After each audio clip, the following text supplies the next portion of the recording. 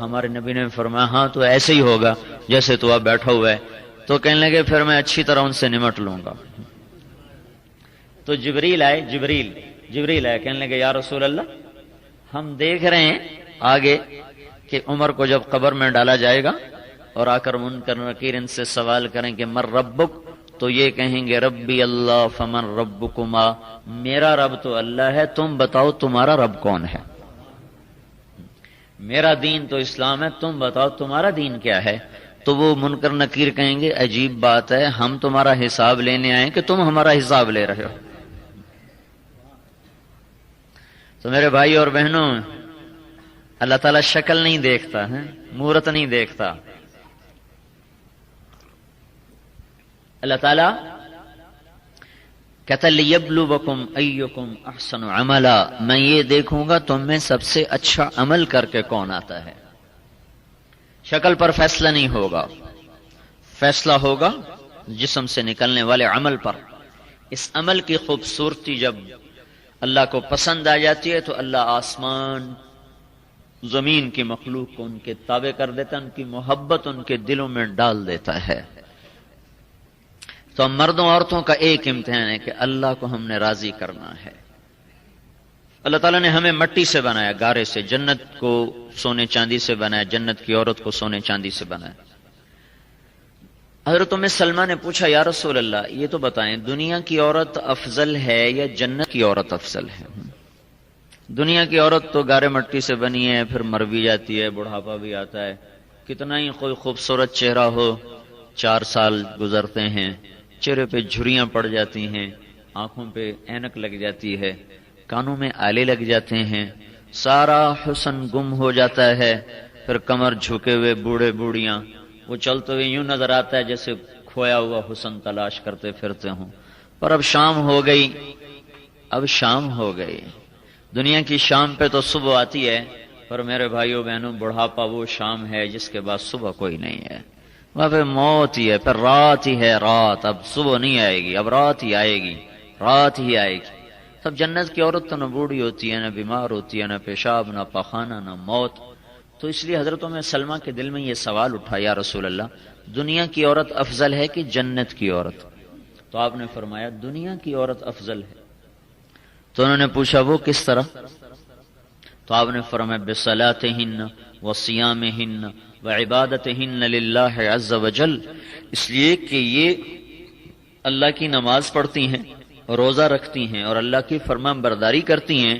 ان 3 چیزوں کی وجہ سے کیا ہوگا؟ البس اللہ وجوہہن النور، اللہ ان کے چہروں پر اپنا نور ڈال دے گا، اللہ کے نور میں سے ان کے چہروں پہ نور آ جائے گا. اب اس چہرے پہ بڑھاپا نہیں آئے گا، جھریاں نہیں پڑیں گی، کالا نہیں ہوگا، بدصورت نہیں ہوگا، نظر کمزور نہیں، کان کمزور نہیں. وَأَجْسَادَهُنَّ الْحَرِيرُ، اور اللہ تعالیٰ ان کے جسم کو ریشمی لباس سے سجا دے گا. ایک جوڑا پہنائے گا کہ 2 یا 3 یا 4 یا 10 یا 20 نہیں، اللہ تعالیٰ 100 جوڑے پہنائے گا. 100 جوڑے پہنے. 100 جوڑے کیسے پہنے گی ایک عورت؟ 100 جوڑے ہی مرد پہنے گا، 100 ہی عورت پہنے گی. لیکن ہم سے تو یہ کرتے کے اوپر واسکٹ پہنے تو وہ بھاری ہو جاتی ہے. آپ لوگ سردیوں میں کوٹ پہنتے ہو، پر کمبل لیتے ہو تو کتنے بھاری ہو جاتے ہو، چلنا مشکل ہو جاتا ہے. تو 100 جوڑے کیسے اٹھائے گی؟ پھر جو عورت ہے اس کا جو لباس ہے وہ ایسے کھڑی ہے تو اس کا لباس 3 میل کے دائرے میں گھوم رہا ہوگا. اتنا چوڑا اس کا لہنگا اور غرارہ ہوگا. اس کو کیا کہتے ہیں تمہاری زبان ہے؟ فراق. وہ جو فراق ہوگا نا وہ 3 میل کی چوڑائی میں ہوگا، 3 میل میں ایسے گھومے گا. 3 میل میں تو 3000 عورتیں بٹھائی جا سکتی، وہ ایک عورت کا لباس 3 میل میں گھوم رہا ہوگا. تو اب اس کو اٹھائے گی کیسے؟ تو اللہ تعالیٰ نے جنت کو نور سے بنایا ہے. نور کا وزن کوئی نہیں ہوتا. آپ کے اوپر 100 بلب لگا دیے جائیں، ان کی روشنی کا کوئی وزن ہوگا؟ اور 10,000 بلب کی روشنی ہے جو اس کا کوئی وزن ہوگا؟ نور میں وزن نہیں ہوتا، نور کا وزن نہیں ہوتا. تو اللہ تعالیٰ نور میں سے دھاگا نکالے گا ریشم کا، اور نور میں کے دھاگے پر اللہ تعالیٰ پرنٹ بنائے گا، سبز کا اور نیلے کا اور سفید کا، جو رنگ. پھر اللہ تعالیٰ 100 جوڑے پہنائے گا. اجسادہن الحریر، اللہ تعالیٰ 100 جوڑے پہنائے گا اور 3 میل کے دائرے میں وہ کرتا ایسے گھومے گا، اور اس کے اوپر جو موتی لگے ہوئے ہوں گے اور جو ہیرے لگے ہوئیں گے اس میں سب سے چھوٹا موتی اگر اتار کے دنیا میں رکھ دیا جائے تو ساری دنیا روشن ہو جائے گی. صرف دنیا نہیں، آسمان تک روشنی چلی آئے گی.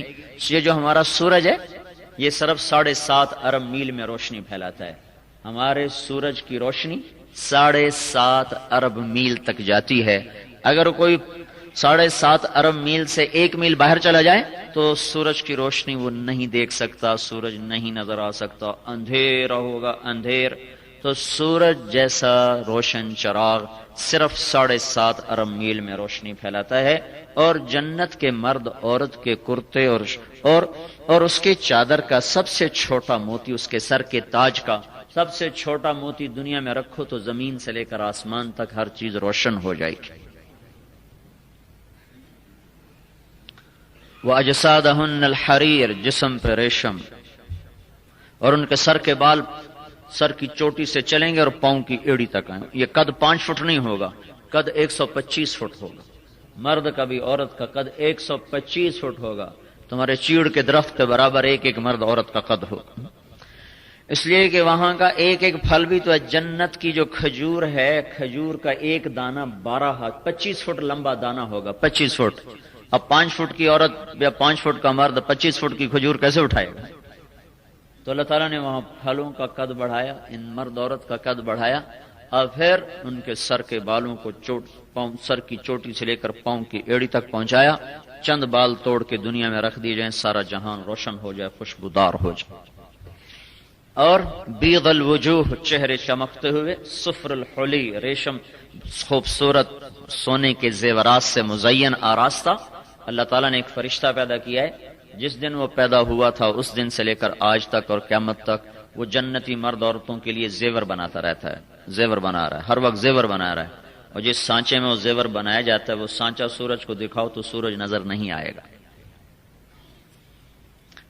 اور حضرت عائشہ رضی اللہ تعالیٰ نے ارشاد فرمایا جنت میں ایک مناظرہ ہوگا جنت کی عورتوں کا اور ایمان والی گلگت کی ایمان والی عورت اور جنت کی عورت حور کا آپس میں مناظرہ ہوگا.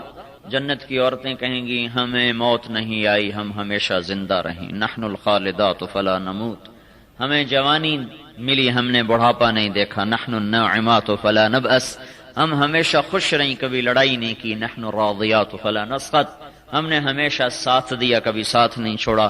نحن المقیمات فلا نرحل. اس کے جواب میں ایمان والی عورت کیا کہے گی؟ چونکہ ایمان والی عورت تو مر بھی جاتی ہے، بوڑھی بھی ہوتی ہے، لڑتی بھی ہے اور چھوڑ بھی جاتی ہے. مر گئی تو چھوڑ گئی. تو اس کے جواب میں ایمان والی عورت کیا کہیں گی؟ وہ کہیں گی نحن المصلیات فما صلیتن، ہم نے نماز پڑھی، تم نے نماز کوئی نہیں پڑھی.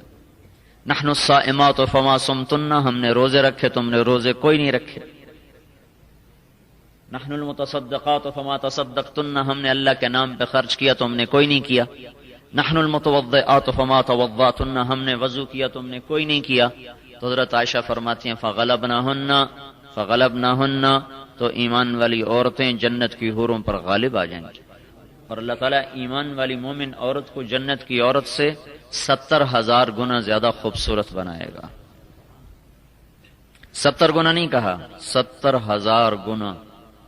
یعنی 70,000 کا مطلب کیا ہے؟ لامحدود گنا. یہ 70,000 صرف سمجھانے کے لیے.